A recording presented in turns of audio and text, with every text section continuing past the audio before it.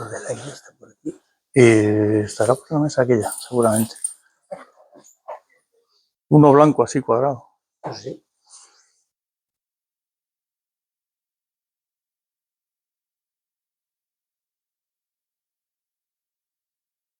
¿No? O abrís ahí la ventana si queréis un poco.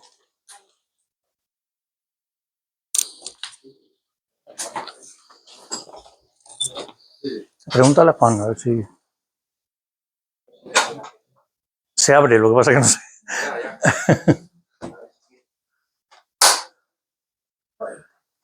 ¿No? Sí.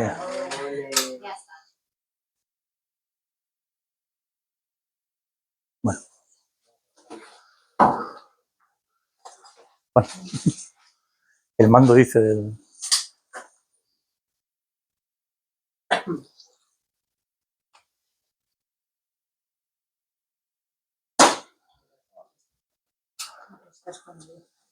Sabía que estaba ahí.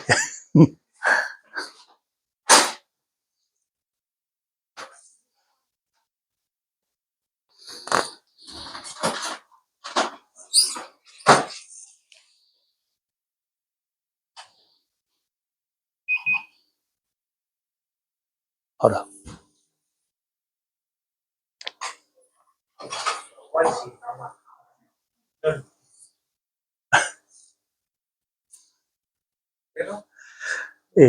Sí. Sí, se oye, sí. Está bien, gracias, Juan. Vale.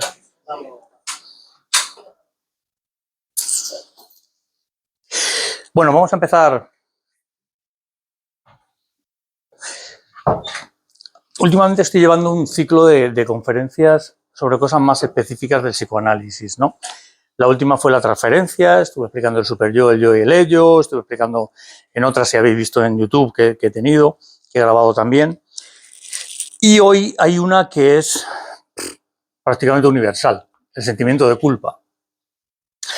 Es muy importante, todas lo son, pero esta... El título es ¿por qué no logro disfrutar de la vida?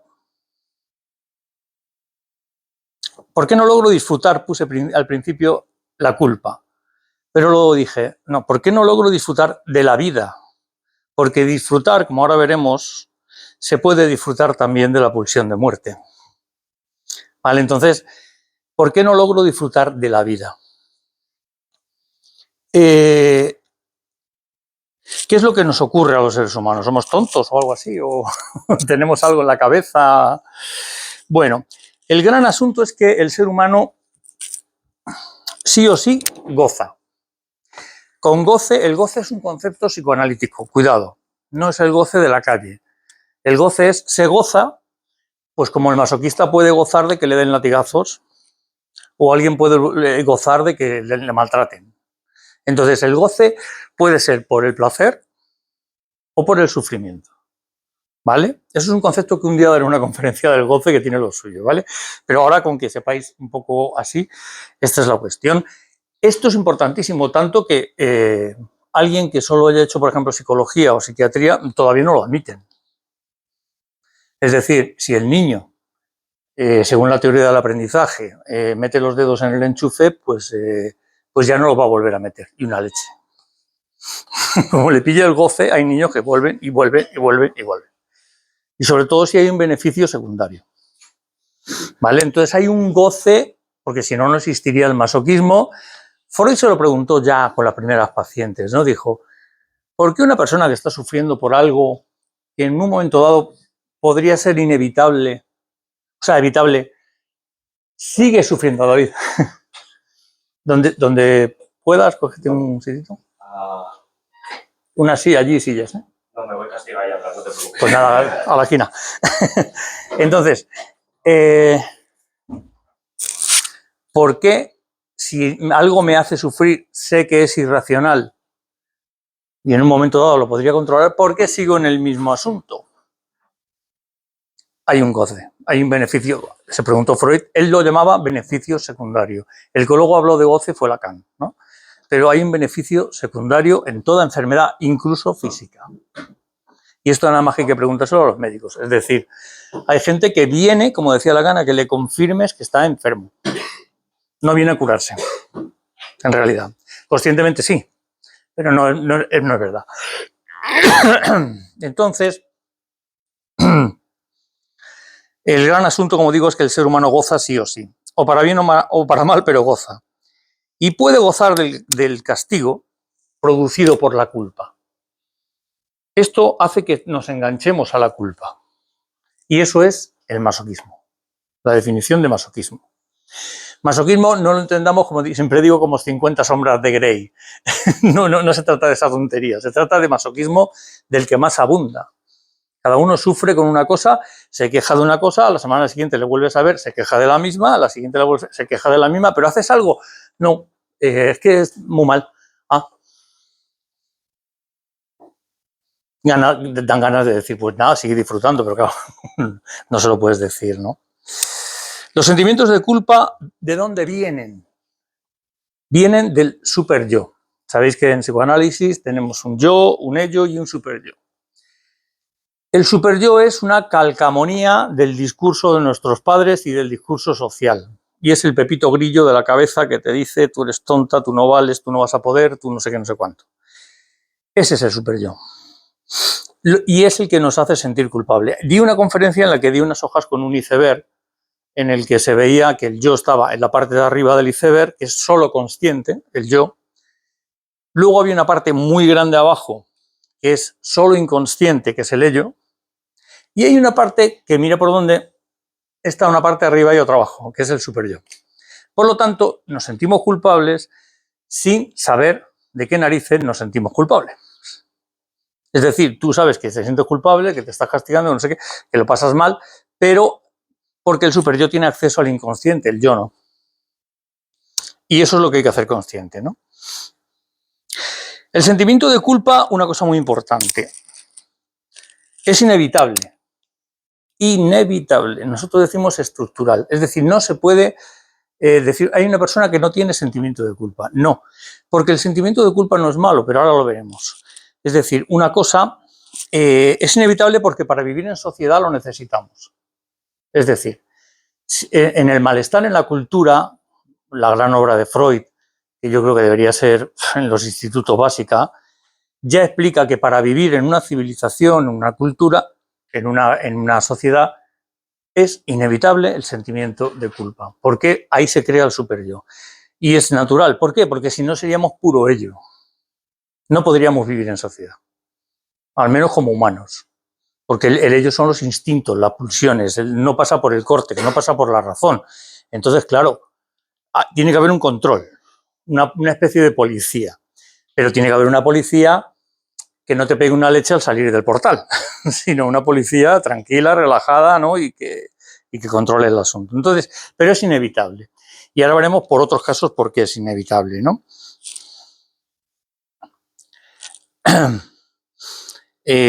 Los sentimientos de culpa conscientes, esto es muy importante, los sentimientos de culpa conscientes y los sentimientos de culpa inconscientes.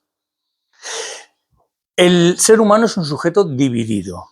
Lo que estoy diciendo yo ahora, 21 de junio de 2024, todavía la psicología americana no se lo cree y la psiquiatría tampoco, y así les va. Entonces, ¿qué ocurre?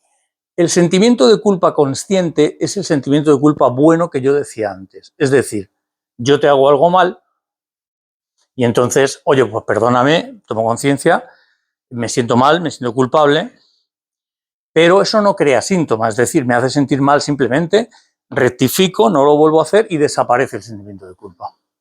Ahora bien, el sentimiento de culpa inconsciente, es decir, reprimido, es el que crea síntomas.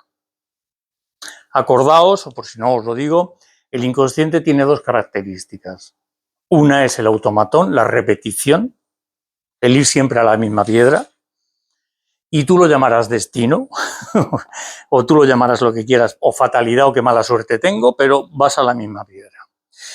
Y está también el que es atemporal. Es decir, el inconsciente no tiene tiempo. Estos mitos del psicoanálisis, de que el psicoanálisis va al pasado como si el pasado se pudiera cambiar, eso no es cierto. Es Es decir, no vamos al pasado. Como decía Lacan, es que el pasado está aquí. Es que en el momento que tú tengas un estímulo desencadenante actual, que te haya removido algo del pasado, ya tienes aquí los síntomas. Es decir, estamos tratando ahora, es una locura y un delirio pensar que podemos cambiar el pasado. No, no se trata de eso. Porque la gente, ¿por qué tengo que ir al pasado? Sí, bueno, ahora lo hablaré, ¿no? Pero en esta sociedad de las prisas, dame algo, una pastilla, unas pautas, me quito la ansiedad y yo ya sigo funcionando. No. La ansiedad no es algo ajeno a ti, la ansiedad te pertenece, ¿eh? O sea, que sí, que hay técnicas que, claro, el capó del coche se levanta porque se han roto los tornillos. Pues yo le pongo una cinta muy fuerte, que esto es lo cognitivo-conductual, y entonces lo sujeto, está abajo, evidencia empírica. Pues el capó no se levanta. Ya, pero a ver lo que aguanta la cinta. ¿Y qué tal si vamos a ver los tornillos? O vamos a ver cuál es la causa, ¿no? A eso me refiero. Entonces, los sentimientos de culpa conscientes no generan síntoma, pero los sentimientos de culpa inconscientes generan síntomas. Es que como están así tan girados, sí que parece el ruedo, ¿no? Esos generan culpa. Y síntoma. Nos damos cuenta, por ejemplo, un ejemplo típico. Aquí he puesto uno que... Voy a poner muchos ejemplos, ¿vale? Para que entendáis muy bien el tema. Voy a poner ejemplos porque creo que así se entiende mejor por la experiencia de muchas charlas y por la experiencia Hace el lunes 10 estuve por la mañana en un teatro en Plaza España dando una charla junto a Gabriel Rubio, que muy majo, jefe de psiquiatría del 12 de octubre en Alcohólicos Anónimos por el 89 aniversario. En el teatro 300 personas y había que explicar las cosas porque, claro, ahí, bueno, también ahí se está metiendo lo cognitivo-conductual y los está llevando a... Lo llaman Movimiento Minnesota ellos, pero bueno, no me voy a meter ahí, pero los está llevando a que, es que esto de los Alcohólicos Anónimos toda la vida, esto es muy largo. Es la sociedad actual, ¿no? Lo quiero ya. Quítame esto, dame unos tips. Ejemplo típico, hay dos cuestiones que ocurren cuando los familiares, y esto lo sabéis muchos, del paciente, le preguntan que qué has hablado en sesión. ¿Qué has hablado en sesión? ¿Qué habéis tratado en sesión? La primera es que todavía tenemos la idea de que no se debe hablar mal de los padres, de los hijos, de las parejas, porque hablo de nuestra cultura, ¿vale? Porque luego nuestra cultura todavía está impregnada de religión y de un catolicismo feroz. Seamos ateos, da igual.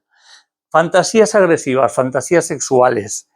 Sí, ya no lo vemos como pecado, no utilizamos el lenguaje medieval, pero como que no está bien visto. ¿Sabes? Como que no, todavía no. Entonces, cuidado con estas cosas porque eso forma parte de un discurso que es el dominante.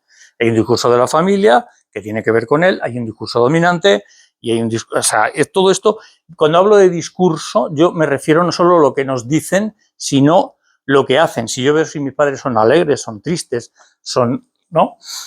Eso es el discurso. Entonces, decía que hay dos cuestiones que ocurren cuando los familiares del paciente le preguntan de qué habla en sesión. La primera es que tenemos la idea todavía esa, de que no se debe hablar mal. Segundo, la influencia de como digo, de las TCC, o sea, las terapias cognitivo-conductuales americanas. ¿A qué me refiero? Pues que nos hacen pensar que no hace falta hablar del pasado. Esto es un interés del discurso dominante y ya no afecta solo a la psicología. Por eso quieren eliminar la filosofía de los institutos, pues no sé, hasta el yoga verdadero, no tal. ¿Por qué? Porque tú no te preocupes del pasado, porque el que no conoce su pasado, conocéis la frase, está condenado a repetirlo, incluso socialmente. Entonces, si hay movimientos nazis, pues tú no te preocupes del pasado, que si lo tiene que hablar otra vez, lo habrá. Pues lo mismo es la persona. Hay que conocer el pasado. Freud decía que para olvidar de verdad y dejarlo ahí en el pasado, hay que recordar de verdad. No hace falta. Yo te doy unas pautas y perdona. Si hay algo enquistado ahí, se te va a volver a repetir. Freud fue el primero que buscó las terapias breves. Sin embargo, se dio cuenta de que quitaba una tos histérica y a los meses volvía con una parálisis de no sé qué. ¿Qué había pasado? el síntoma se había desplazado, simplemente. Entonces, o también está la parte, ahora que se llevan mucho las neurociencias, la parte que es que somos solo máquinas biológicas, ¿no? Es que, claro, te faltan, a la gente le dicen, pero así, a mucha gente le dicen, no, tienes que tomar esto de por vida porque lo tuyo es simplemente que la serotonina la tienes baja. Ah, vale. Entonces, o sea, vamos a ver. La misma, voy a poner un ejemplo que además es real. La misma zona del cerebro, dicho por un neurocientífico actual. La misma zona cuando haces una resonancia magnética funcional, cuando haces una emisión de positrones.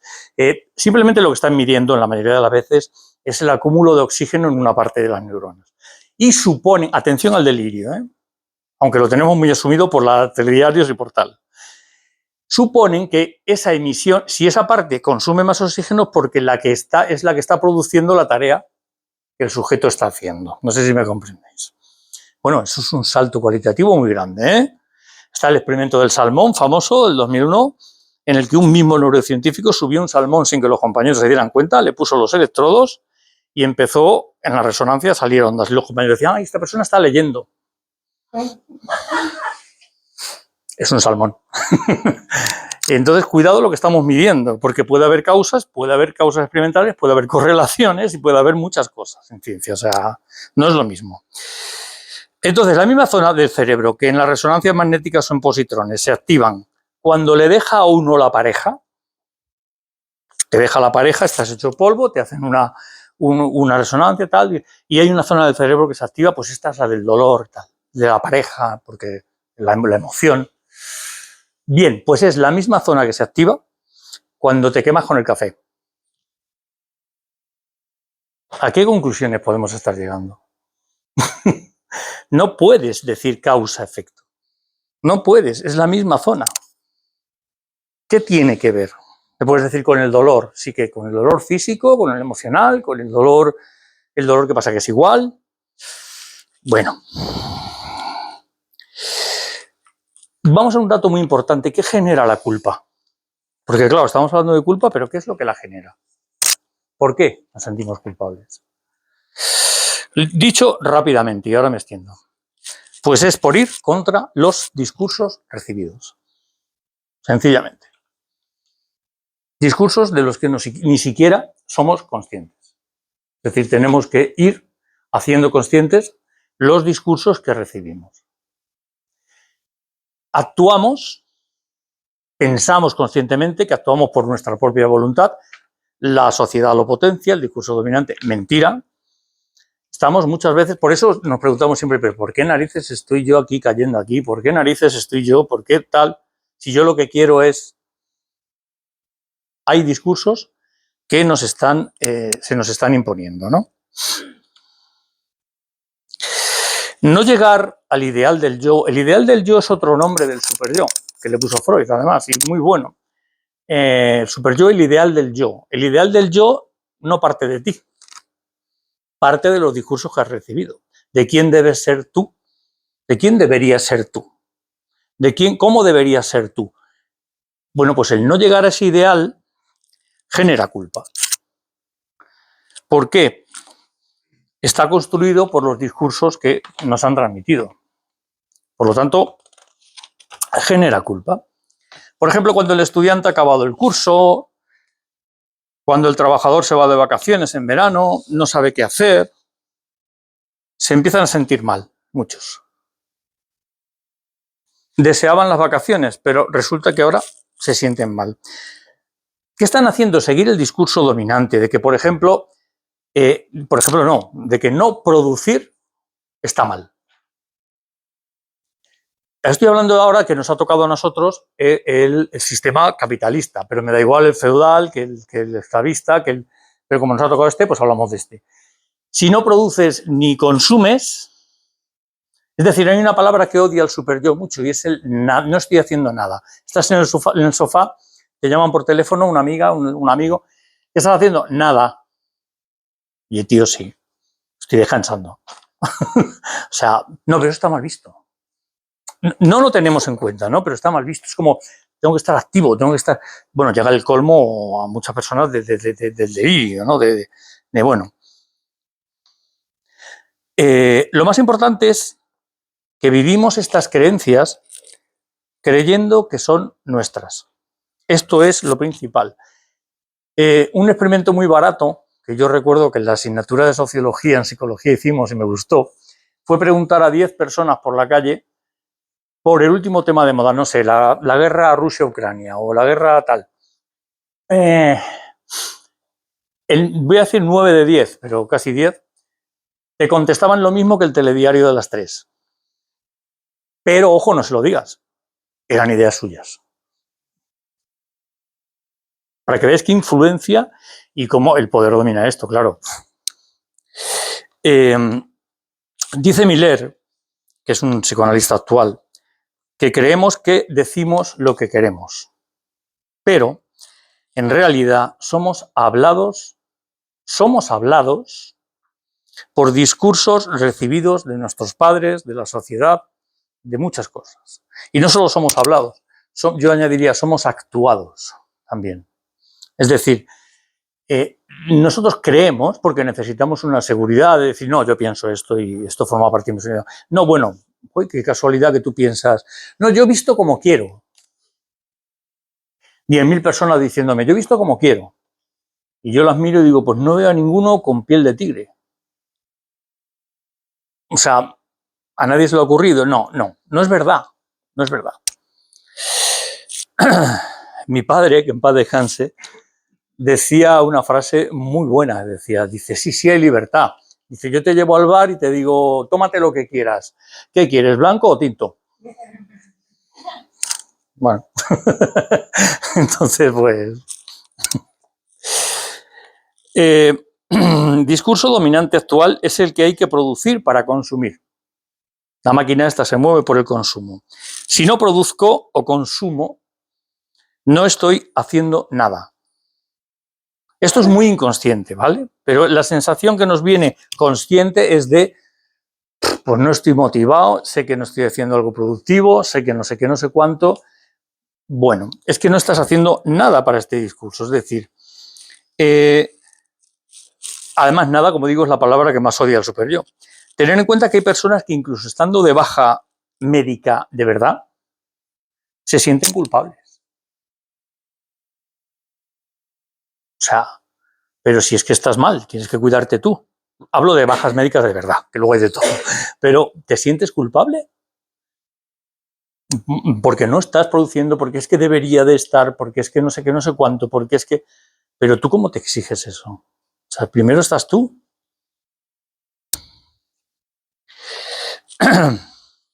Disfrutar es no hacer nada. Esta frase, que parece muy simple, atención, porque es vital en esta sociedad. Disfrutar es no hacer nada. Disfrutar de la vida, me refiero.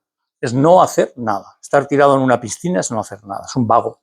Mira esta persona, siempre de viaje, no se preocupa de sus hijos. Ah, que tiene que preocuparse. ¿Y de qué le vale preocuparse? Pues tendrá que ocuparse, pero no preocuparse. O sea, no. El sentimiento de culpa, de hecho, puede hacer, hay muchos grados, ¿vale? Pero puede hacer de la vida de una persona, y de hecho es muy frecuentemente lamentable, puede hacer de la vida de una persona una penitencia. Y lo digo con esta palabra aposta. Es decir, no logro disfrutar con nada porque en realidad no me lo merezco y voy con el látigo, como en Semana Santa, ¿no? Mental o tal, dándome porque no merezco disfrutar. Porque cada uno es el caso por lo que sea. No merezco disfrutar y me voy dando con el látigo. Pum, pum, pum, pum. Esta es la cuestión, ¿no? Esto es muy importante. Nuestras neurosis, sea la que sea, cada uno tenemos una neurosis. En el psicoanálisis no partimos nunca de lo de la psicología cognitivo-conductual o humanistas o psiquiatría, discurso médico de hay una salud mental, que me expliquen dónde está la persona con salud mental, porque yo no la he visto nunca. O sea, todos salimos de familias, pero igual que física, aunque sea una caries o una diotría. O sea, todos salimos de familias humanas en la que, como Freud decía, todo paciente viene con la novela familiar y luego Lacan dijo, y cada familia esconde un cadáver como mínimo en el armario. ¿Pero por qué? Porque somos humanos, no porque seamos malos, ni buscar culpables, ni nada de eso. Entonces, somos humanos.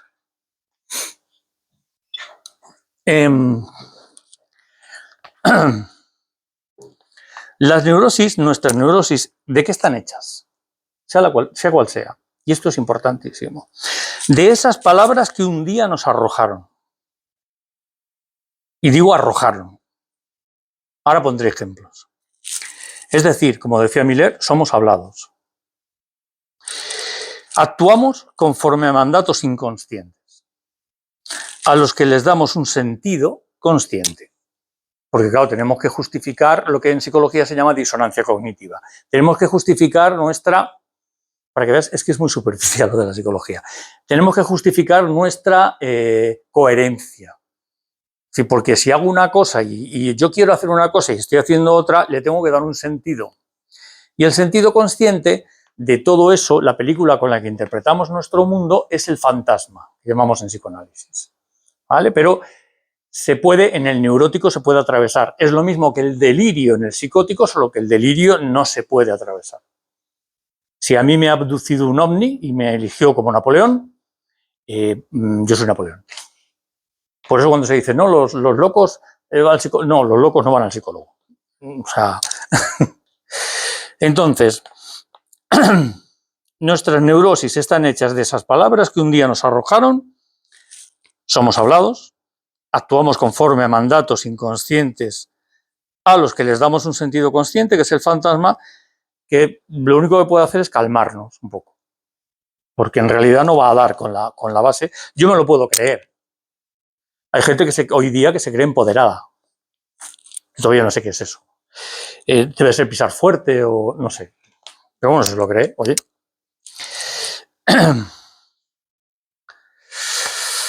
Si eres feliz, por ejemplo, lo mismo, y esto os va a resonar a muchos porque nos ha pasado a casi todos, si eres feliz en un momento dado de tu vida, lo mismo le haces un feo a tus padres. Fíjate qué cosa, ¿no? Racionalmente, conscientemente, puedes decir, bueno, ¿y qué, no? Es como cuando decimos, yo quiero para mis hijos lo que yo no... No, perdona, eso es terrible porque le vas a proyectar. Entonces, tú deja a tu hijo que sea quien sea, o a tu hija. Entonces, la cuestión es, si yo soy feliz, de repente me encuentro feliz y de repente me encuentro mal. Porque en el fondo lo que está pasando es, le estoy haciendo un feo a mis padres, si el caso es, por ejemplo, que nunca lo fueron ellos. Que vivieron discusión tras discusión, pelea tras pelea, amargados. Por lo tanto, yo no puedo vivir feliz. No es el discurso que he recibido. Conscientemente, sí. Conscientemente, precisamente porque he vivido eso, es lo que quiero, ser feliz. Esta es la paradoja, la contradicción, ¿no? Pero inconscientemente, posiblemente lo repita. Esta es la cuestión. Y por eso a la conciencia le extraña y dice, no, pero si yo quiero ser feliz, ¿por qué no? Bueno, pero es que tus padres no fueron felices. ¿Tú vas a ser más que ellos? Hay todavía un niño ahí interior, ahí peleando, ¿no? Y, como decía Lacan, hay que matar al padre, simbólicamente, apoyándose en el padre. Entonces, pero tienes que superarlo. Si no, esto, sobre todo en el hombre, la sensación de superar al padre en la vida, eso puede llegar a ser muy culpabilizante, ¿eh? Muy culpabilizante. Porque mi pobre padre, porque no sé qué, porque... O sea, estamos tocando un tema muy delicado. Otra cuestión del origen de nuestro particular, y digo particular porque es el caso por caso, el cada uno, sentimiento de culpa, puede ser lo que la sociedad no imagina siquiera al tratar estos temas en la calle. Esto no se imagina. Por ejemplo, la culpa que siente una paciente adulta, una mujer adulta, que fue abusada sexualmente de niña. Hace que de adulta muchas veces ni lo recuerde, porque la represión es un mecanismo de defensa al final. Es decir, una cosa es el olvido que yo puedo recuperar porque no puedo tener todo en la conciencia, y otra cosa es la represión, que es algo que yo no debo o no debería pensar o fantasear. Entonces lo reprimo. ¿Cómo es posible, decimos, que una mujer no se acuerde de que han abusado de ella sexualmente? Pues porque lo reprimió. Y esto se ve en consulta, ¿eh? O sea, ¿qué ocurre? Lo tiene reprimido, ¿por qué? Pues porque le produjo mucha culpa. Y ahora viene la pregunta, ¿no? Desde la calle decir, ¿a ella? El culpable es el abusador. ¿Por qué a ella le produce mucha culpa? Pues porque en la inmensa mayoría de los casos le produjo placer. Sobre todo si era muy niña. Lógicamente, nada tiene que ver los órganos sexuales o genitales con que esto, luego de mayor pensando, no debería de haber sido, yo no debería de haber disfrutado. Nada tiene que ver. Esto es un tema muy peliagudo. O sea,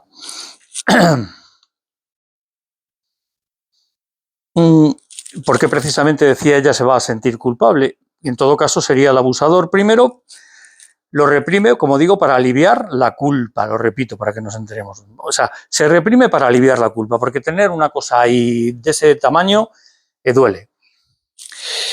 Y en segundo caso, se siente culpable porque sabe que disfrutó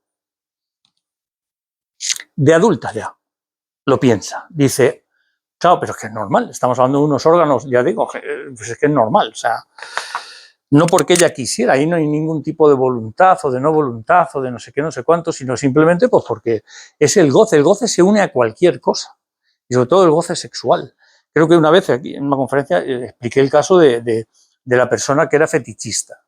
Es decir, que antes de hacer el amor con una mujer, este hombre necesitaba tener la ropa íntima de la mujer, ¿Por qué es esto? Pues porque su goce desde pequeñito se unió a eso. ¿Cómo? Él dormía en una habitación donde cuando empezó a masturbarse de pequeño, la ventana daba donde colgaba la vecina la ropa íntima. Bueno, pues se masturbaba con la ropa íntima de la vecina. Bien, pues ya está, ahí está unido el goce. Por eso, ya sabéis, lo he dicho muchas veces, que cuando alguien dice que se la machaque con la tapa del piano, digo, a alguno le va a gustar.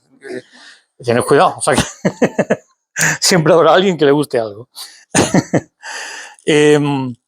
La culpa nos la pueden inculcar en diferentes grados de intensidad. Esto es muy importante, ¿no?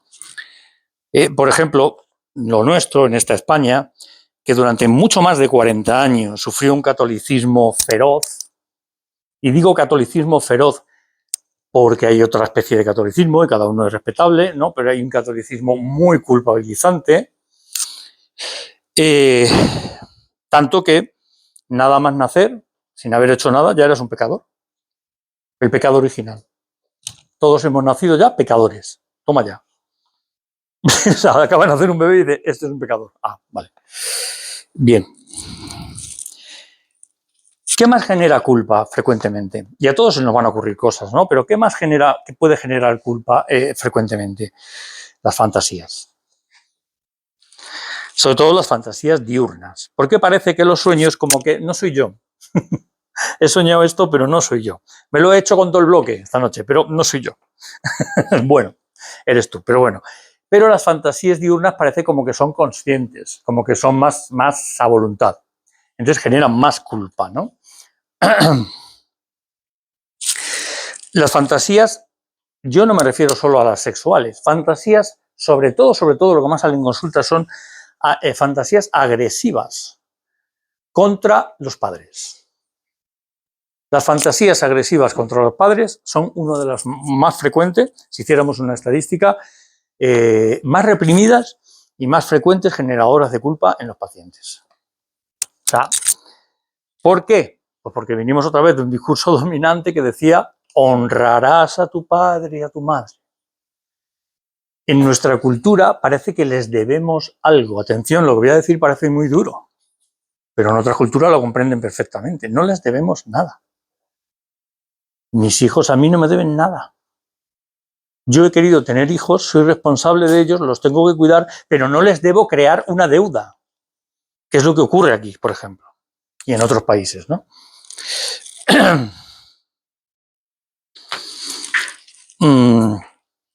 Aunque tú seas ateo, Es que esto da igual. No te estoy diciendo que seas católico, o sea, da igual. Tú puedes ser ateo.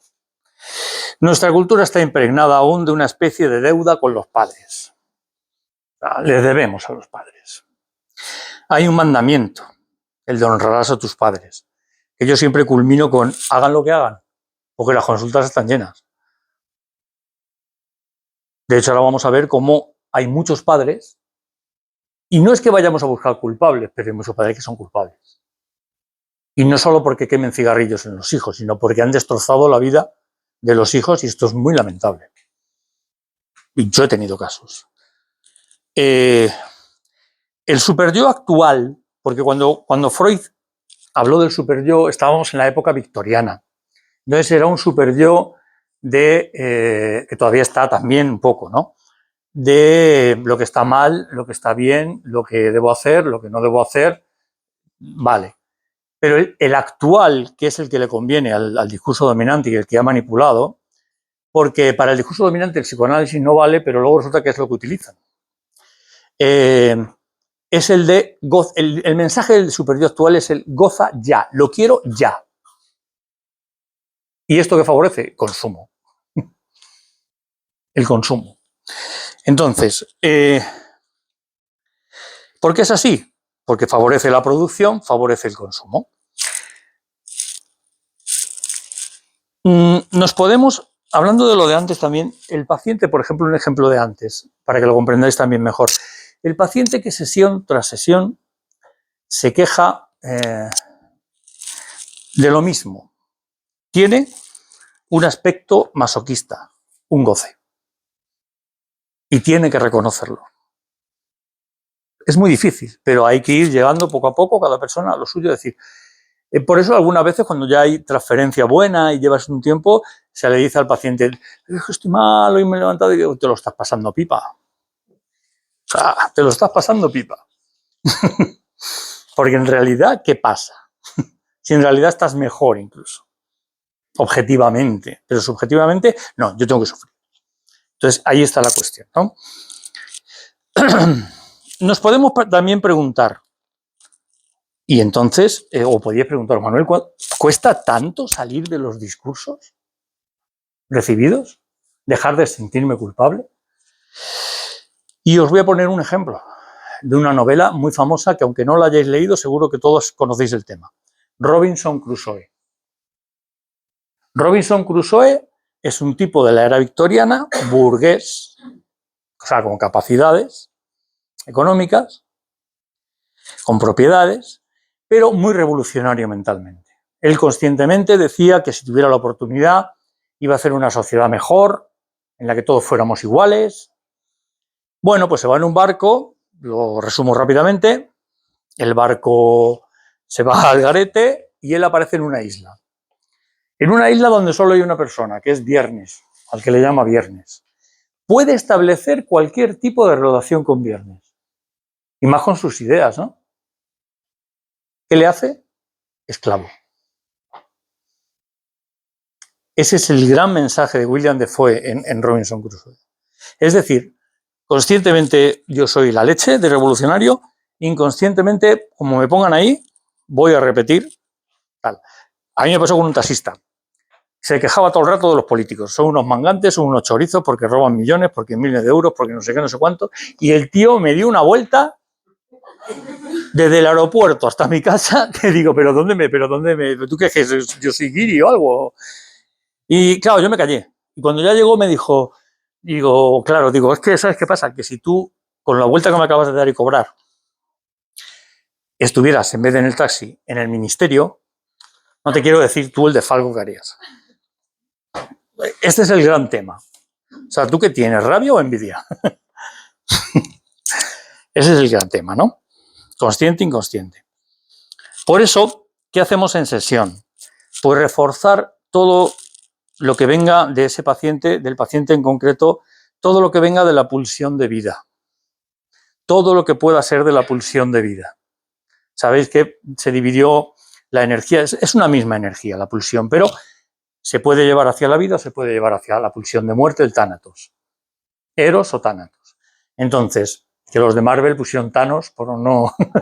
Entonces, la cuestión de la pulsión de vida es llevar al paciente a la pulsión de vida, a disfrutar de la vida, porque estamos en falta, porque la vida, el saber que vamos a morir, el ser conscientes de eso es el motor, no es un defecto, es el motor que nos tiene que llevar a vivir. Porque si no, es como me levanto por la mañana, ¿para qué hago la cama si me voy a acostar por la noche? Pues ¿para qué voy a vivir si me voy a morir? Pues no, es el motor que tiene que hacerte progresar, igual que la falta.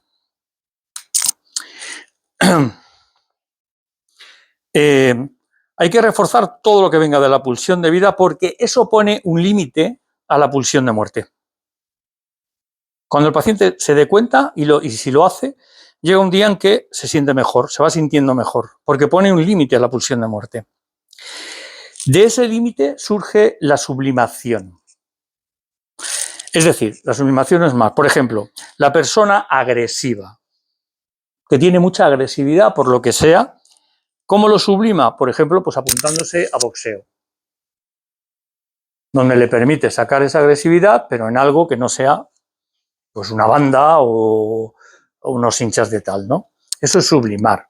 Sublimar es la energía la tengo que poner en algún lado, la energía no desaparece, igual que las emociones. Si yo la pongo en la pulsión de muerte, en enfermedades, en obsesiones, en depresiones, no la estoy poniendo en la pulsión de vida. Si la empiezo a poner en la pulsión de vida, pero no tipo cognitivo-conductual, que lo primero que hacen cuando viene un deprimido es aplicar protocolo, porque no saben otra cosa, yo soy psicólogo también, que es, viene un deprimido, actividades agradables, una lista de actividades agradables, pero si no me puedo levantar de la cama, ¿qué me estás diciendo, tío? O sea, si no me puedo levantar de la cama. Es que si no haces eso no te curas. Yo es que a mí me parece increíble, pero me sigue pasando que vienen pacientes de psicólogos y dicen, si no haces esto no te curas. Pero ¿por qué no te preguntas tú por qué el paciente no lo hace? Claro, hasta ahí ya, eso ya... Entonces, bueno. De hecho, cuando el paciente viene con problemas, con el problema que sea, es que no puede sublimar. No puede sublimar. Ni en el trabajo, ni en el deporte, ni en la creatividad, si le gusta pintar o escribir, ni etcétera. Está sumido en la plena pulsión de muerte. Pues eso, no me levanto, no me apetece, no quiero, me gustaría, pero eso está como a años luz. Entonces, esta es la cuestión, ¿no?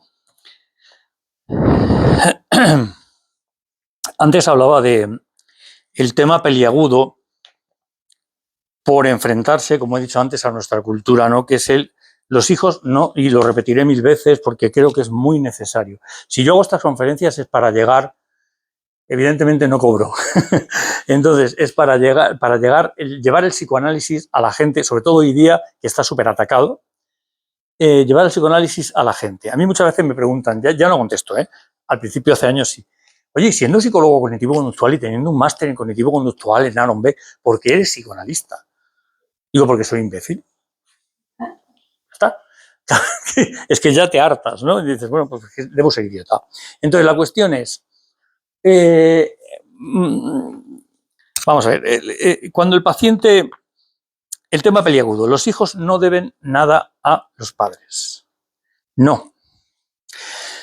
Saco a colación este tema porque es muy frecuente que muchos padres creen en el hijo o en la hija una deuda, al menos psicológica, como que les debe algo, y yo en toda la vida creándoles una deuda, aunque sea inconscientemente, no digo que lo hagan como un plan planificado, pero le van creando una deuda.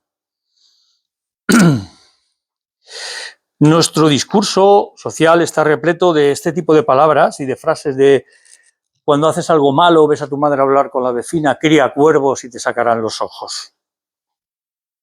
Joder, hostia, ¿no? Ya como que no te sientes bien.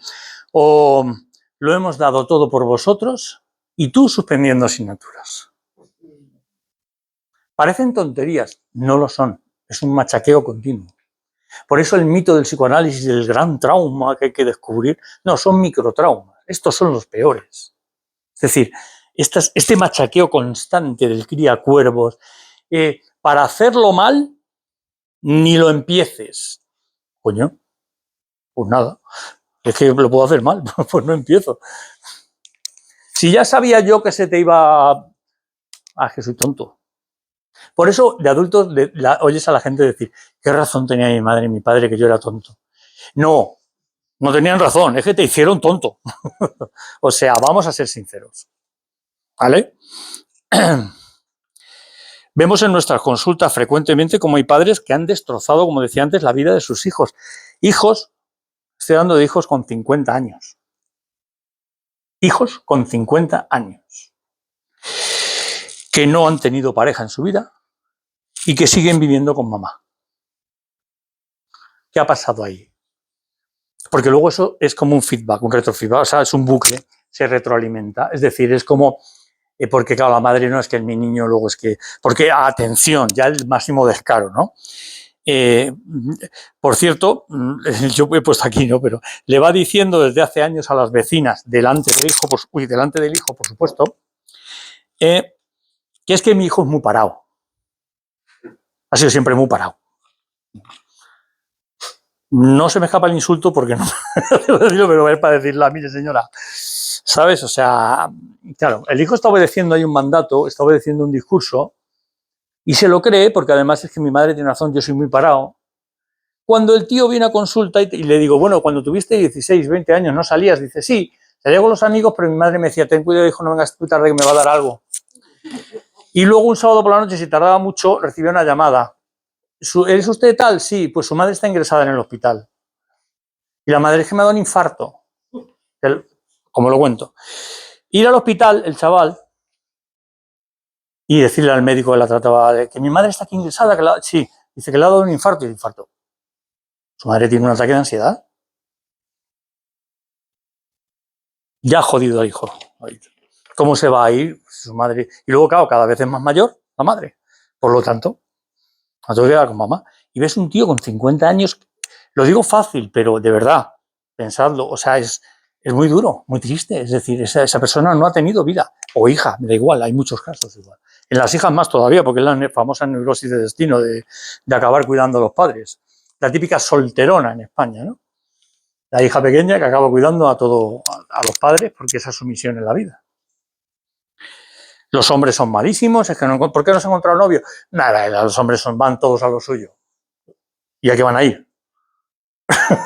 No sé, o sea. Bueno. Aquí entra lo que decía la neurosis de destino, determinantes inconscientes que hay que hacer conscientes en terapia. Que el paciente llegue a ver que de verdad dominan su vida. Por eso un psicoanálisis no empieza uno tumbado en el diván.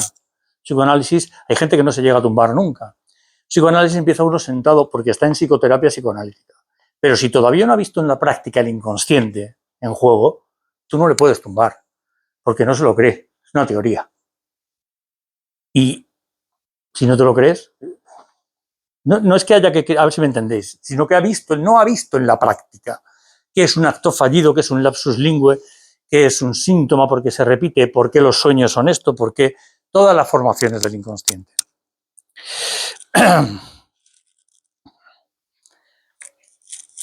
Digo que esos determinantes inconscientes que hay que hacer conscientes, que el paciente llegue a ver que dominan su vida mientras se le anima a la pulsión de vida.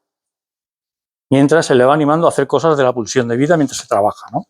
Claro, evidentemente ya podéis estar viendo que esto no puede ser una terapia corta, porque no tiene sentido. Es decir, si tú vienes a que te quite el síntoma porque lo que más te preocupa es que tengo ansiedad, vete al psiquiatra y que te dé una pastilla. Ya quitas la señal de alarma, que molesta mucho, pero el incendio va a seguir, obviamente. Entonces, la cuestión es,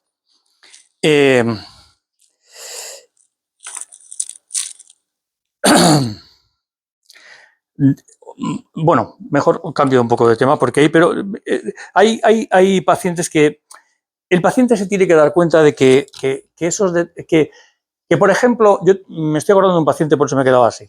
Un paciente que no lo tenía escrito, que él no quería ver la relación con el pasado. Bueno, lo primero que decía es que para remover la mierda, digo, pues si le llamas mierda a tu pasado, empieza ya. Pero vamos, no quería nada, no tiene nada que ver con su pasado. Muy bien. Y entonces no le sale nada con las parejas, con las mujeres, no le sale nada laboralmente bien, no le sale nada en ningún aspecto. Hasta me acuerdo que dijo que se compró un coche de segunda mano en Canal Car y le habían estafado. Cuando digo, empieza a hablar de su infancia. Me costó que hablara de su infancia. No, pero el padre, al final lo resumo, el padre y la madre era mucho de inútil. El significante amo era inútil, lo que más dominaba. Eres un inútil, ya sabía yo que se te iba a caer esto. Eres un inútil, nunca vas a llegar a nada. Eres un inútil. Claro, él conscientemente, porque para la conciencia el tiempo pasa, pero para el inconsciente no. Con esta edad que tenía ahora y lo que le pasaba, no lo relacionaba con eso. Eso eran cosas que le habían dicho, aunque se acordaba, no lo había reprimido. Pero no tenía nada que ver. Sus padres hicieron lo mejor que pudieron y él pues es que es un inútil. Digo, pero tú estás seguro de que tú eres un inútil. O sea, o es que estás obedeciendo esto. Y esto cuesta mucho al paciente al principio, pero tiene que ir tomando conciencia de que es este el tema, ¿no? Dentro de los sentimientos de culpa juega un papel muy importante, muy importante, y hablé de ello cuando lo del super yo, la fantasía omnipotente, el super yo. Nuestro super yo se cree omnipotente. Se cree que tú puedes salvar el mundo, que tú te puedes autorrealizar, que puedes estar al 100%. Y aunque estés un día mal, no importa. Tú tienes que hacer... esa fantasía omnipotente genera muchísima culpa porque no puedo llegar a ese ideal. Es imposible. Por ejemplo, fallece un ser querido y nos reprochamos, nos sentimos culpables, porque nosotros podemos disfrutar y esa persona ya no. Por lo tanto, ¿yo qué hago disfrutando y esa persona que ha fallecido no? Está mal. Mucha influencia del luto. Y no sé si asociáis esto con lo de la omnipotencia, es decir, pero tú de verdad te crees responsable de que porque tú te diviertas la otra persona va a estar peor o mejor. No te creas tan grande. O sea, no se levanta el mundo por la mañana pensando a ver qué le hacemos a fulanito. No, no, es omnipotencia. Pero cuidado con estas cosas, porque gracias a esa religión y esa cultura están como muy establecidas y como que hasta disfrazadas de amor y de sentimiento. La persona ha fallecido, yo no puedo divertirme. No sé, ¿por qué? O sea, ¿quién te has creído que eres tú? ¿Que vas a perturbar algo? Esto es como cuando muchos religiosos de la religión que sea te dicen, es que si ofendo a Dios, digo, pero tú ¿quién te has creído que eres para ofender a Dios lo que sea que exista ahí? O sea, tan grande eres. Todo viene porque, por ejemplo, como ocurre mucho con los hermanos, se han tenido fantasías agresivas de odio hacia esa persona, de celos, de no sé qué. También porque podemos pensar que ha fallecido esta persona y podríamos haber hecho más. Si ese día yo estuviera ahí, ese día no sé qué. Todo esto tiene que ver con la omnipotencia. No, has hecho lo que has podido, no eres adivino, has estado ahí, punto. Ya está. Y si esa persona se ha marchado, pues porque se ha marchado, ¿no? Pero no sé si veis, el tema de la omnipotencia es muy... Es difícil de reconocer en uno mismo, ¿no? Pero nuestro superior es muy omnipotente. Juan, el director de la escuela, contaba un chiste que decía que cuando iba volando el Enola Gay Hiroshima para soltar la bomba atómica, pues había un japonés muy obsesivo, muy culpabilizante, en el servicio haciendo sus necesidades en el váter. Y entonces, justo cuando tira de la cadena, pues cae la bomba, ¡pum!, se derrumba todo, se quitan las paredes y dice, hostia, la que he liado. Y joder, ¿qué vas a liar tú? Esa es la omnipotencia a la que me refiero, ¿no? Las anorexias bulimias, por ejemplo, que sabéis que para el psicoanálisis, si no lo sabéis os lo digo, para el psicoanálisis son lo mismo. No hay una diferenciación como en el DSM, que yo no creo que haya otro DSM, ya, porque ya se han dado cuenta que ahora están con lo transdiagnóstico, porque esas son categorías estadísticas. La anorexia bulimia es lo mismo, por el origen, por la causa, porque anda que llamar trastorno de alimentación a una anorexia, pues eso es lo que se ve, o sea, no hace falta estudiar medicina, no sé. No es un trastorno de la alimentación. son también autocastigos. ¿Vale? Son fantasías agresivas, reprimidas contra la madre. La madre es simbólicamente la comida. En psicoanálisis, como somos un parlet, el cuerpo hablante, la madre es simbólicamente el digestivo, lo que va de la boca al ano.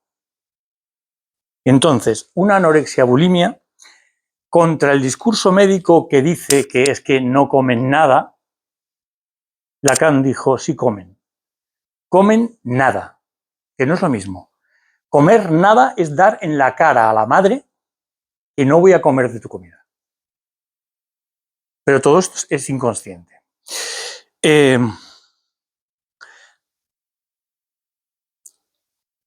Es dar en la cara contra la agresividad que tiene en realidad contra la madre. Las obsesiones son autocastigos masoquistas por sentimientos de culpa. Autocastigo, porque me lo hago yo. Masoquista, porque creo que me lo merezco. Por sentimientos de culpa, siempre están los sentimientos de culpa ahí debajo. Y me castigo, y es un látigo mental. El obsesivo cree que piensa mucho. No, es ruido mental. Eso no es pensamiento, es tortura, básicamente. Es un látigo mental. Todo sentimiento de culpa inconsciente, como digo, requiere castigo. O sea, si yo me siento culpable, requiero un castigo y el superyo lo va a pedir. Este castigo va a depender del discurso y mandatos que han condicionado pues, la manera de ser, las creencias de esa persona. Es el caso por caso siempre. Uno se va a castigar con algo que le duela, va a tener una obsesión de lo que sea, pero que a él le duela. A lo mejor a otra persona no. Entonces tendrá otra, sencillamente. Siempre en psicoanálisis, por eso lo de los test es un error, es el caso por caso. En los test que se me está midiendo, cuando me meten uno de personalidad, 16PF o un WISE de inteligencia, si la gente supiera que se le está comparando estadísticamente con un grupo normalmente de la Universidad de Yale de estudiantes de psicología, diría, hostia, pero ¿sabes? No, pero tengo un percentil, tengo un coeficiente. Ya. El niño, por ejemplo, esto es muy importante también, el niño tiene que explorar el mundo, esto todos lo sabemos, ¿no? Los niños exploran el mundo. ¿Cómo lo exploran? Pasando por diferentes fases, desde que son pequeños. El niño rompe un juguete, por ejemplo, que le acabas de dar para explorar, pues para saber qué hay dentro o cómo está hecho. Pero entonces es regañado por los padres, porque eso está mal, no está bien, no se rompen las cosas. Pues no sé para qué le regalan las cosas a los niños, pero bueno. Entre el deseo verdadero del paciente, que es inconsciente, y lo que él demanda en sesión, es decir, quítame la ansiedad, quítame mi obsesión, quítame tal, pero hay un deseo en cada persona, digamos un motivo de vida, ¿no? Pues entre el deseo verdadero de cada paciente y lo que él demanda en sesión, algo siempre tiene de relación, aunque él no lo sepa, siempre. Y es una pista y un hilo que nos lleva hacia ello, ¿no? El deseo es inconsciente, la demanda es consciente. Por ejemplo, el paciente acude porque tiene depresión, se siente triste, desanimado, desmotivado. Bien, eso tiene que ver con su deseo inconsciente. Si nos dedicamos a medicarle o a darle pautas de actividades agradables, al no profundizar, ese deseo volverá de otra forma. Y es lo que llaman recaídas. Y otra vez hay que medicar y otra vez hay que... Es que no ha solucionado nada. No ha solucionado nada. Suelen ser sujetos que cuando consiguen algo en la vida, ya sea laboral o lo que ellos se propongan, suben el listón. No se felicitan. No, pero esto es lo normal. Más. El problema es que esto no tiene fin. Ese es el gran problema. El superyo siempre va a pedir más y más. A subir el listón más y más. Si tú le haces caso, te va a pedir más. Y si no, más. Consecuencia, vida de penitencia. ¿Por qué? Pues porque no valorar los logros porque siempre pueden ser mejores, pues es no disfrutar para nada de nada, ni valorarte en nada, porque he sacado, yo, una paciente, 4 matrículas de honor en astrofísica, perdón, 4 asignaturas en astrofísica, saca 3 matrículas de honor y en una un 10 y no estaba contenta. Es que puede llevar al delirio, en realidad, ¿no? Porque, ¿qué pretendemos? Claro, ¿qué ocurre? Ahora lo diré, pero que esta sociedad también, este discurso dominante fomenta mucho el que puede llegar a ser perfecto, el que cualquiera puede ser Rockefeller o llegar a presidente de Estados Unidos, el que te puedes autorrealizar, el que te puedes... Si ese pensamiento está ahí, pues alimenta ese super yo, aún más.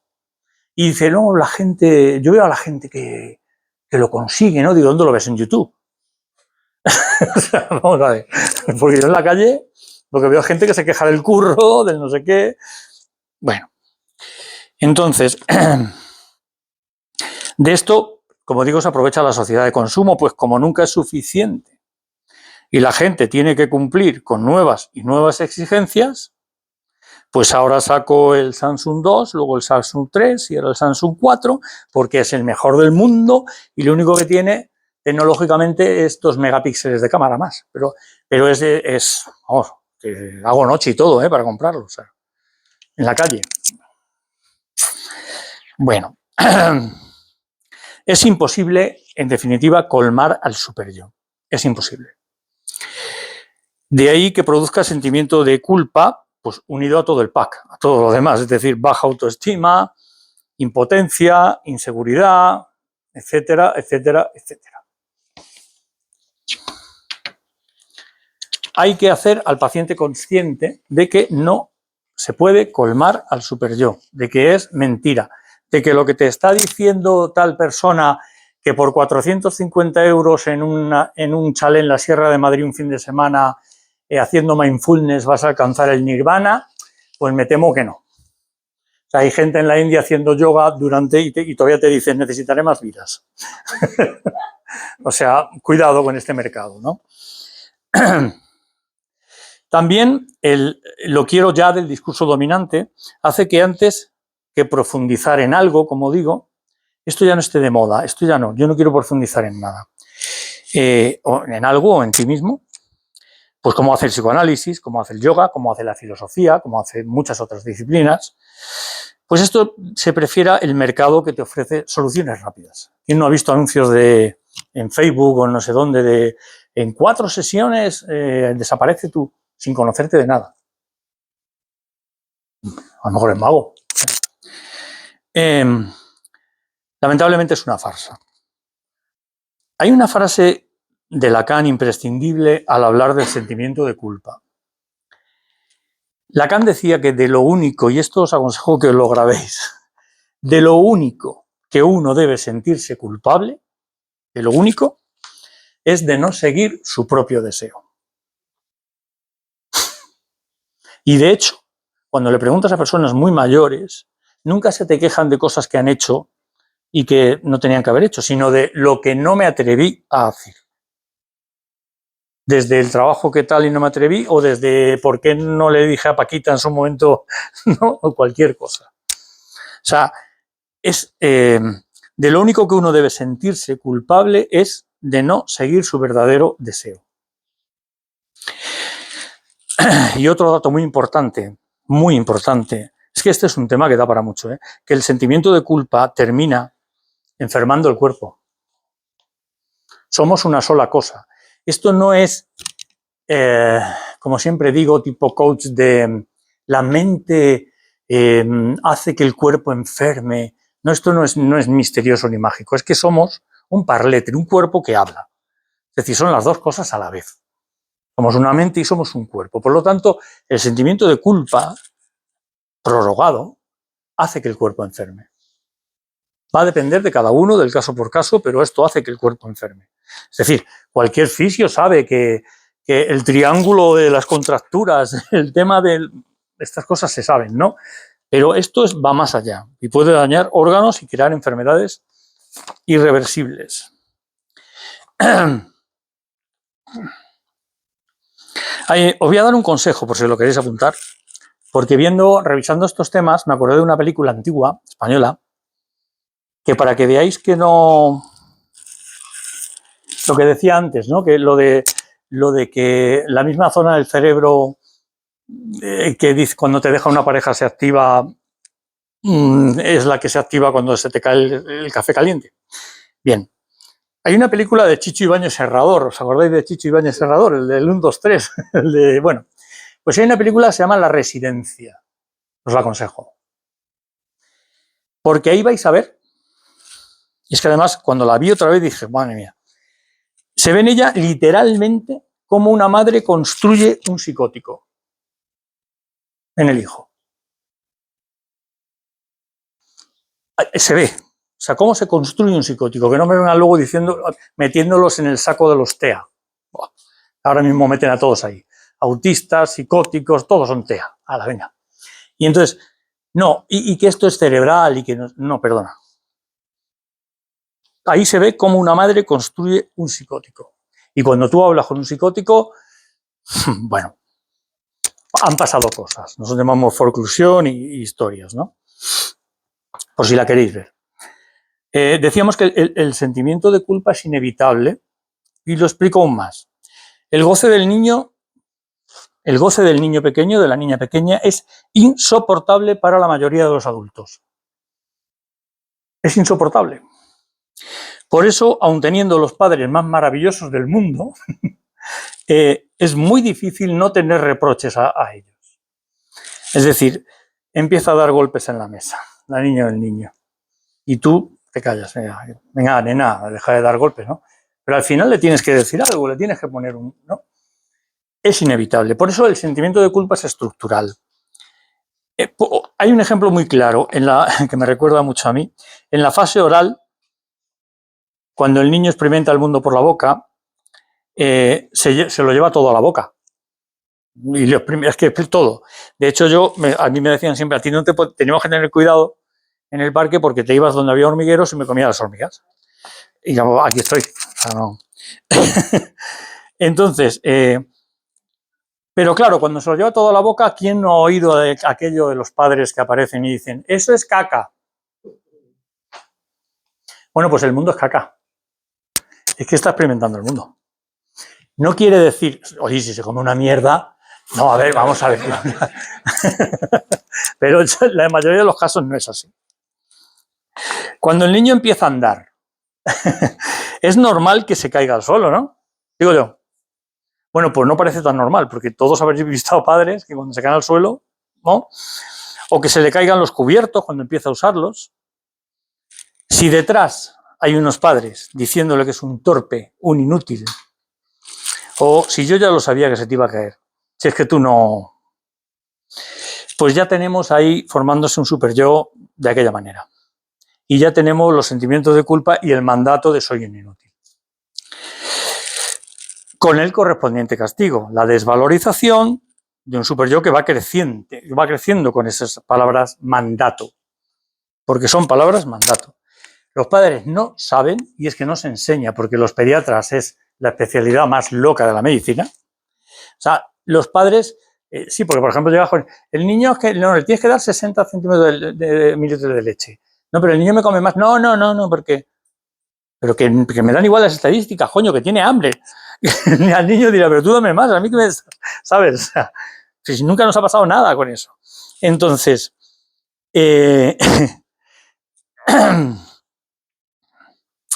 decía,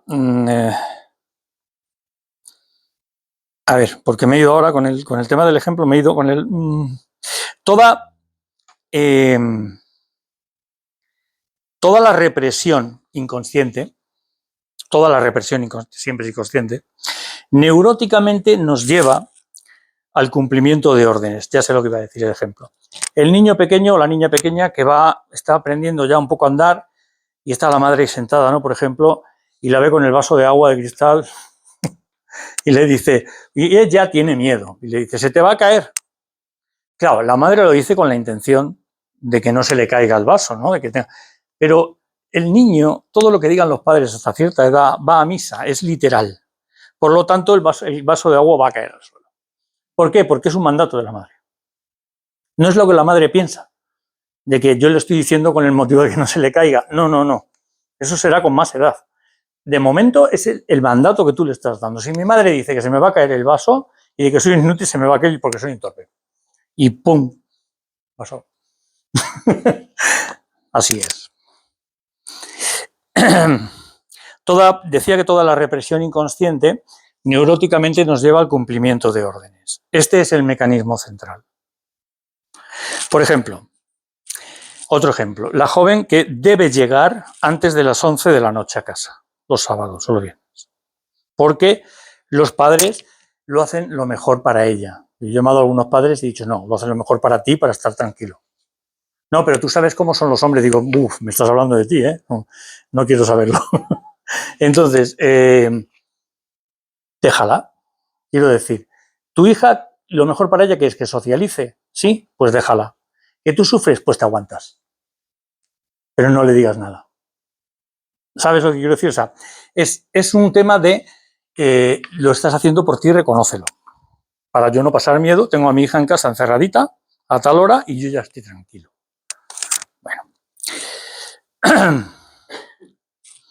Bueno, pues tiene que llegar a las 11 de la noche.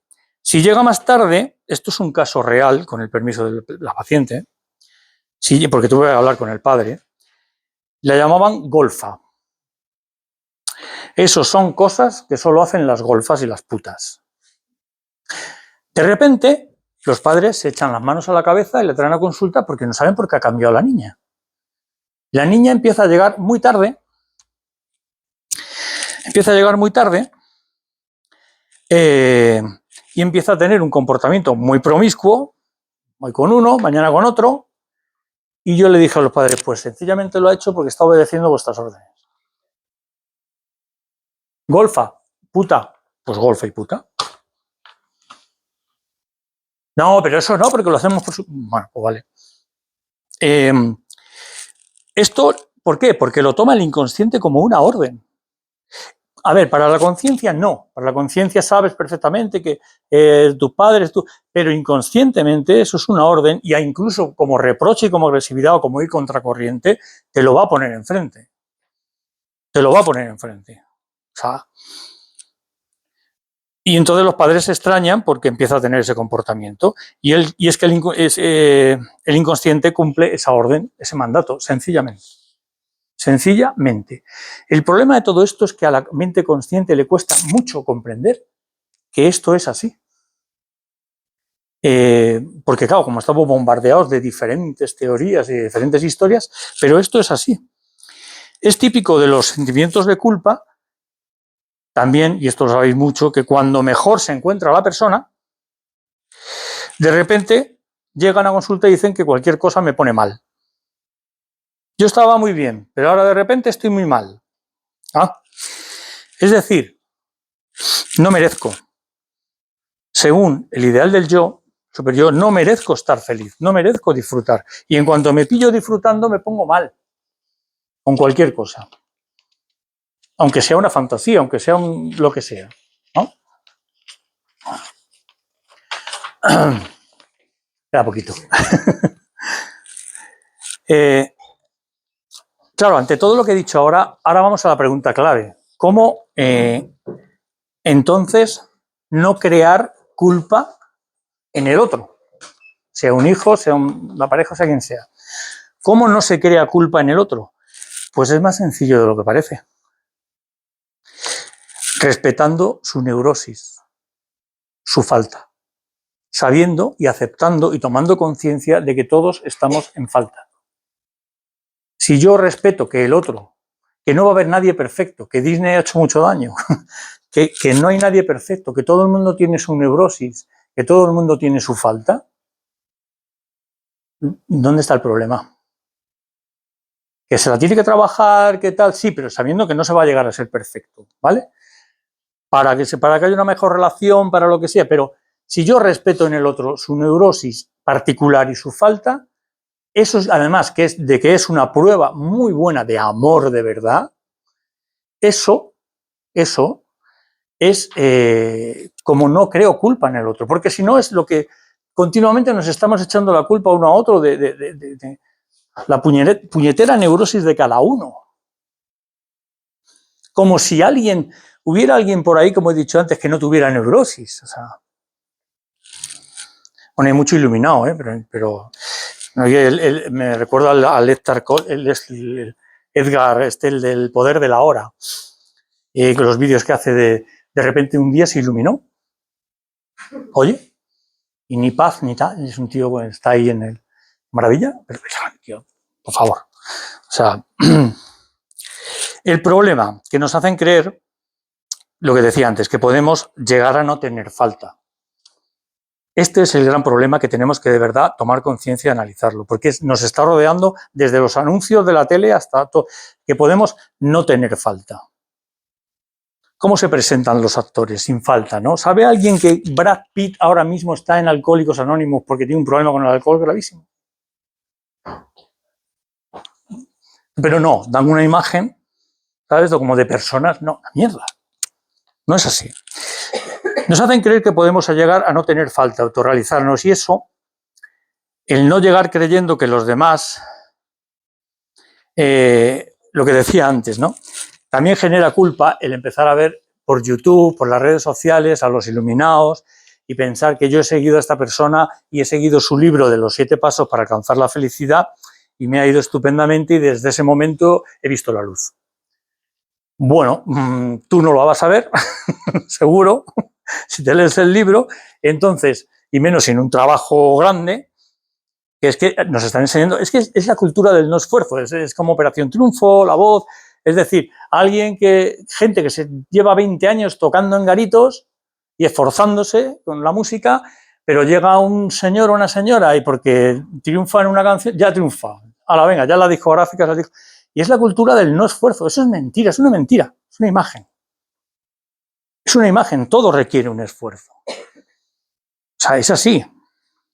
Entonces, este es el gran problema. Si nos deshacemos de esa idea de que tenemos una falta y de que la falta no es mala, sino de que es como la mitología griega ya lo decía, lo de Aquiles. Es decir, Aquiles no era perfecto, tenía el talón, o Superman tiene la kriptonita. Es decir, no hay nadie perfecto, es lo que no querían decir.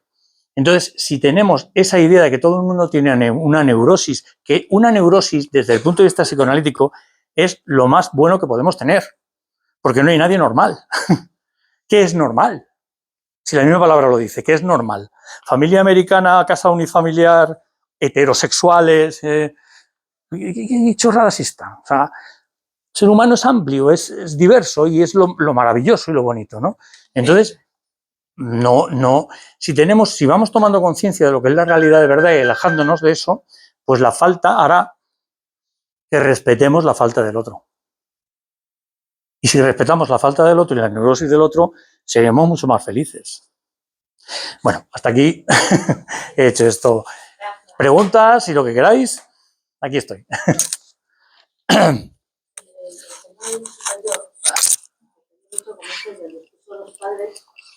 Porque en el caso que has comentado de la chica esta que con 3 matrículas y se va sobresaliente y no se forma, probablemente haya un discurso de los padres detrás, que sus hijas tienen que ser perfectas, que tienen que sacar 10, o sea, que ese super yo no todo el mundo lo tiene tan exagerado, que depende un poco de bueno, lo que hayas vivido, ¿no? Espero que nadie conozca, pero por ejemplo en este caso el padre es nada más y nada menos que el jefe de los controladores aéreos del Adolfo Suárez, astrofísico. Y también se puede dar el caso. Esa culpa porque no llegues al ideal o culpa porque hayas superado. Sí. Es que el ideal, exactamente. Tienes culpa porque has superado. Muy bien visto, muy bien visto. Es que el ideal no se trata de que me quede por debajo, también por encima. O sea, yo tengo que ser esto, según el discurso. El ideal. Pero ni por encima ni por debajo me voy a sentir culpable. Y hay que atravesar esa culpa. El desierto de la búsqueda del deseo es muy angustioso. Lacan decía quien esté dispuesto a buscar su deseo pasará angustia, pero luego es cuando se va a sentir, joder, hostia, hago lo que quiero.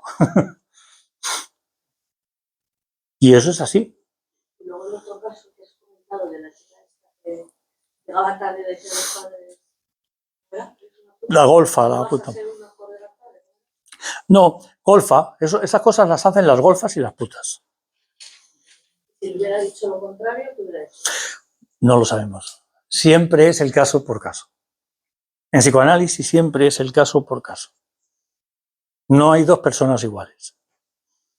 No hay... La infancia condiciona, y mucho, pero no determina. No son matemáticas. Yo siempre digo, de padre alcohólico y madre prostituta nació Beethoven. Es decir, no hay un determinismo. No hay determinismo. Hay un libre albedrío, si quieres llamarlo. Tú tienes, Lacan también decía, no somos responsables de los mandatos recibidos en nuestra infancia. No somos. Pero sí somos responsables de adultos de trabajarlo, tomar conciencia y poder cambiar. Porque si no, una terapia no tendría sentido. Si fuera determinista, es como el yonki que yo digo, siempre digo que me viene a atracar, es que la sociedad y mi familia me han tratado muy mal. Bueno, tío, pero tienes 45 años y digo yo que ya empiezas a cambiar un poquito de, ¿no? No puedes estar toda la vida con la historia.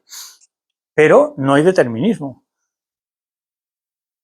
El hijo de unos padres muy delincuentes, y conozco casos, pero muy delincuentes, pues era un delincuente. Y el hermano es un abogado. Pero ¿ves cómo tiene que ver? Claro, es un abogado. Un abogado que vino con un problema de por qué no sabía por qué narices hacía más lazo y más amistades con gente muy delincuente y no con gente más. Porque por un lado era abogado, pero por inconscientemente hacía más lazo con lo que eran sus padres. Entonces hay que machacar mucho el discurso que hemos recibido. A ver, no todo es malo, yo estoy hablando del discurso malo, evidentemente hay cosas buenas, pero machacar mucho el discurso recibido que no soy yo. Que no soy yo. Y eso es haciéndote consciente de la falta, de la neurosis, de que tu superyo, el superyo que tenemos cada uno, para flexibilizarlo, no tenemos que darle la verdad absoluta. Si él no es el enemigo, es lo único que intenta es que él sabe que con los discursos recibidos, pues hasta ahora ha sobrevivido. Por lo tanto, pues oye, mantente ahí que no va bien. Ya, pero tengo ya no sé cuánta edad y no me puedo mantener ahí.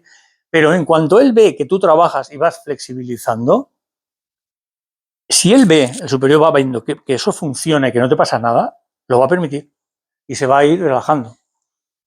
Porque no es tu enemigo. No es tu enemigo. Y tampoco eres tú. Esos son los discursos recibidos, ¿no? Pero claro, podríamos decir lo mismo de ello desde el punto de vista biológico. Pues es las emociones, el instinto, la pulsión, la especie. Por eso, entre pulsión de vida y pulsión de muerte, siempre va a vencer individualmente la pulsión de muerte, porque vamos a morir. Pero como especie, siempre vence la pulsión de vida. Claro. Por eso vemos cosas en los animales, ¿no? Que los leones atacan a otra tribu y tal, y lo primero que hacen es matar a las crías de los otros leones. Que salvajes, ¿no? Es una cuestión de que tienen que poner su ADN o matan a las crías enfermas. Claro.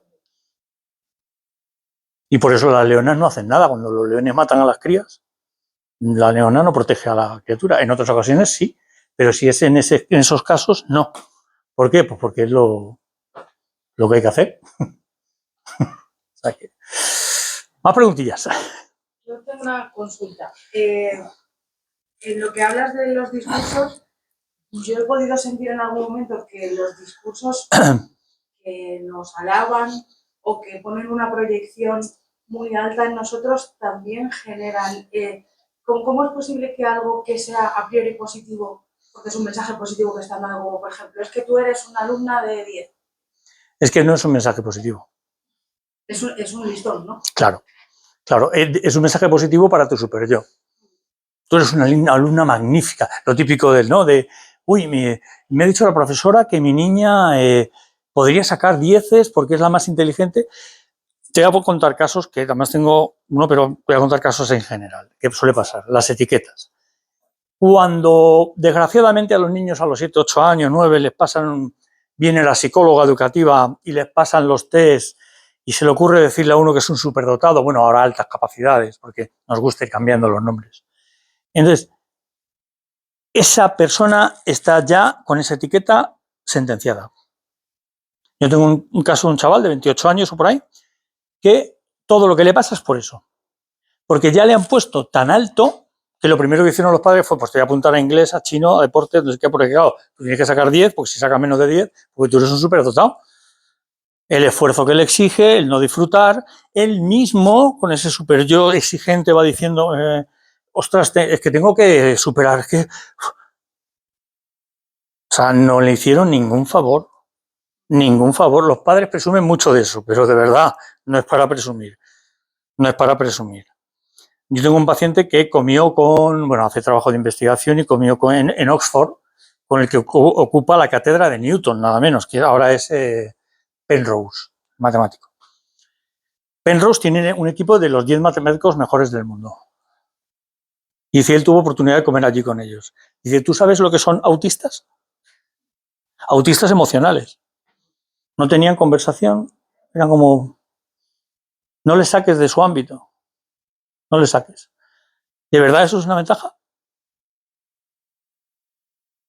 Yo creo que no. El ser humano tiene que intentar trabajar todos los aspectos, el ser humano. Pero esas expectativas son más crueles de lo que parece.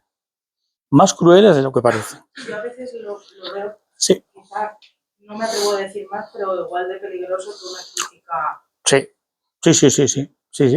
Igual que lo que decía ella, es el ideal del yo, tanto por arriba como por abajo.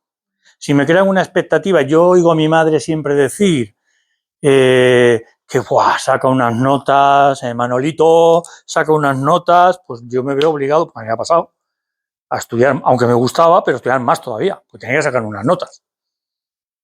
Manolito tiene que hacer medicina. Y el año de COU y selectividad no se me olvidará en mi vida, porque de 0 a 10 tenía que sacar un 8,5 para entrar en medicina en la Complutense y saqué un 8,9, pero no veas tú. Cuando después, en primero, dije que hice primero y dije, me voy, no, a mí esto no. Entonces, la cuestión es, las expectativas por abajo, por arriba, cuidado con ellas. Es de lo que hay que tomar conciencia. Porque los profesores, por ejemplo, de educación, no tienen conciencia de la falta. Y parece que lo hacen con buena intención y te animan. Oye, tu hija es muy lista, tu hijo no sé qué. No, deja. Es una persona normal, ¿vale? Que quiero que sea feliz. Ni listo, ni no listo, feliz. Que juegue, que no sé qué, que no sé cuánto. De ahí viene que la gente, a los niños los apunte a 27.000 actividades. Pero ¿y cuando juegan? No, es que tiene que ir a chino, a no sé qué, a no sé cuánto, porque es por su bien. Ya, pero cuando juega, pero es que cuando uno aprende de la vida, es cuando juega con la vida. Lo otro es, vale, pero nada más. Entonces, cuidado con las expectativas. Que nos creamos nosotros y que nos crean los demás. Y que creamos a los demás. Cuidado. Porque es que actuamos así. Recuerdo un ejemplo que yo creo que he contado. 2 hermanas, a mí me vino una a la consulta, ya de 40 y pico años, ¿no? 2 hermanas. Ella me viene porque se quedaba más tarde a trabajar sin que el jefe se lo pidiera, se sentía mal, tenía mucha ansiedad por si cometía errores. De repente, cuando empezamos a hablar, lo resumo mucho de la infancia, a ella es que la llamaban la lista. Ella era la lista y la hermana la guapa. Y cuando ya por fin tomó conciencia, me dijo un día, Manuel, pues es verdad, dice, porque ¿sabes qué ha hecho mi hermana ahora? Digo, ¿qué? Dice, la 5ª operación de cirugía estética. Tenía que cumplir el ser la guapa. O sea, somos menos libres de lo que creemos y de lo que nos hacen creer. Para ser libres hay que hacer un trabajo. Y descubrir quién verdaderamente, quitando la piedra, como decía Miguel Ángel, que va a salir de la escultura, ¿no? Usted, maestro, ¿qué va a salir? ¿Un ángel? ¿Un no sé qué? No lo sé. Yo voy quitando la piedra que estorba y saldrá la figura que tenga que salir. Pues eso hacemos en terapia. Contrario a la psicología y la psiquiatría, que ya saben a dónde te tienen que dirigir porque tienen el saber. ¿Entiendes? Como tengo el saber, pues ya sé por dónde tienes que ir. No, tú no tienes ningún saber, y menos de esa persona en particular. Van al síntoma, de todas maneras, nada más. O sea, no nos compliquemos, si es que van al síntoma. ¿Qué tienes? ¿Depresión? ¿Qué tienes ansiedad? Pues toma. ¿Ha bajado? Ya está curada. Así que, ¿alguna preguntilla más? Referente al tema que decía de las madres, que Ah. están en defensa de las madres, me gustaría Sí. que también los padres recibimos un discurso. Claro. Entonces, si tú no filtras, pasas el discurso, ¿no? Claro. Entonces, creo que también, o sea, eso como desde padre, Claro. ¿no? Que también te viene un poco encascado. Pero no sé luego hasta qué punto tú como hijo, yo creo que también los hijos tienen siempre la opción de salirse. Claro. O sea, que decir que esta persona, pobrecita, porque su padre le han hecho así, no sé hasta qué punto también esa persona es responsable. No. De poder... Ya lo decía Freud siempre. Siempre tienes que mirar qué parte de lo que te pasa, de tu problema, qué parte de responsabilidad tienes tú. Siempre. O sea, que no sé si es porque... No se trata de culpar a los padres. No. Se trata de... Sí. Pueden tener... pueden tomar conciencia de ellos, ¿no? O ser responsables. Hay gente que está como muy cuadriculada o muy encerrada en su patología y no tiene esa opción. Es que probablemente cuando hablamos de los padres por quedarnos ahí, pero seguramente los padres no han inventado ese discurso. Ese discurso viene de mucho más atrás. O sea, se habla del pecado, pero no del pecador. Es decir, no buscamos a los padres como culpables. No es eso. Son los transmisores del discurso. Pero probablemente ellos también lo han recibido. Y lo han adaptado a su forma. Y por eso decía lo de la pareja esta que eran delincuentes y tenía un hijo que era un delincuente y otro era abogado. Porque luego cada uno tiene su cuidado, ¿no? O esta madre que yo tuve la oportunidad de conocer porque el paciente era un hijo, tenía 2 hijos de 20 y tantos años, y para uno de los hijos la madre era la mejor madre del mundo y para otro era una madre que no le hacía ni caso. Y solo con las primeras palabras que me dijo la madre lo entendí perfectamente, porque me dijo, mira Manuel, yo cuando estaba llorando cogía a este en brazos media hora, lo tumbaba en la cuna, de bebé, fíjate, de bebé, y se quedaba dormidito. El otro lo tenía media hora, 1 hora o 2 horas, lo ponía en la cuna y se ponía a llorar. Adivina quién es uno y quién es otro. O sea que depende. Nosotros sabemos, como Lacan dice, en psicoanálisis sabemos que el paciente siempre, cuente lo que cuente, el paciente siempre miente. Pero no miente adrede, a ver si me entiendes. Sino que miente porque hay algo inconsciente y él está contándote su película, lo que él cree, el sentido que le ha dado a sus cosas. Ese es el fantasma que hay que atravesar. ¿Vale? Y eso pasa de pequeños con los padres, claro. Claro. O sea, es como te decía del yonki, ¿no? No es que la sociedad y mis padres me han tratado. Ya, bueno, majo, pero ¿tú qué has hecho? Claro, la responsabilidad al final es la frase de Lacan. No somos responsables de los mandatos recibidos en la infancia, pero sí somos responsables de cambiarlos de adultos. Porque ya podemos tener conciencia, podemos trabajarlos y podemos hacer otra cosa. Esa es la cuestión. Ahora, si me cierro en banda porque a veces me viene muy bien, ¿sabes? Pues claro. Pero no se trata de cargar las culpas en los padres. Normalmente los padres hacen lo mejor que pueden o que creen que pueden. Hombre, hay padres culpables que queman cigarrillos en los niños, pero son los menos. Pero el discurso es el problema, no los padres, sino ellos son transmisores. Lo que hay que hacer es, por eso se dice que la persona que viene a terapia es la encargada ya de romper de una vez con ese discurso. ¿Vale? Se pasan fases en las que echas la culpa a los padres, en las que los odias, pero luego vas comprendiendo, pero luego no sé qué, pero luego vas tal. Pero no se trata de eso. Deja como tus padres serán unos no sé qué, tú eres... Bueno, son tus padres. A cada uno nos ha tocado un tema. O sea, que no se trata de culpar, desde luego. No se solucionaría nada, además. Se trata de culpar al discurso.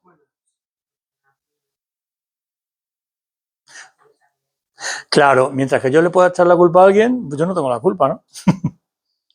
Pues ya está bien de culpar a tus padres, ocúpate de ti, ¿no? Eso es, ese es el tema. ¿Más cosillas o...? Pues lo damos por concluido. Pues muchas gracias, por venir. Gracias.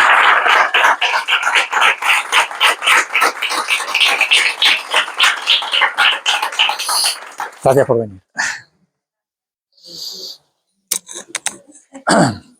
Seco. David.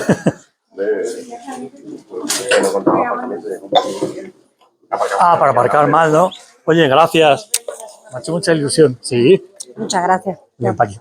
Y encantado. Igualmente, gracias a ti. Oye, ¿tienes una voz? Sí. Oh, sí, sí, sí. Me alegro mucho de que te guste. Ahí seguimos trabajando. Sí, sí, sí. Muy bien.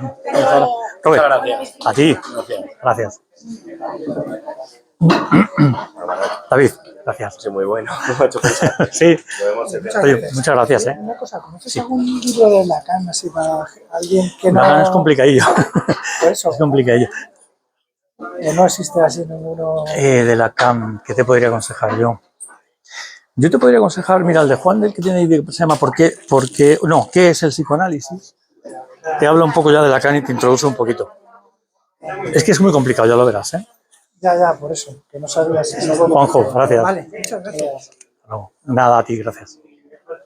Enrique, gracias. Total, ¿Te ha gustado? total. 100%. Joel. Sara. Sí, Nos vemos, Manuel. vale. Venga. No sé si te acuerdas lo de esta mañana del compañero, bueno, mi amigo que Sí. me ha vuelto a hablar. Ah, ¿Qué hago? ¿Le respondo? espérate. Gracias. Pues me ha dicho que espera que me ponga bien, volver a vernos, ahí sí. Bueno, sí, ahí sí.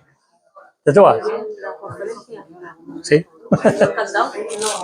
Bueno, pues nada. Interesante la culpa. Venga. Te veo el 28. El 28. Sí. ¿Qué hago? ¿Le respondo? Responde, espera un poquito y le respondes. Vale, no te precipites.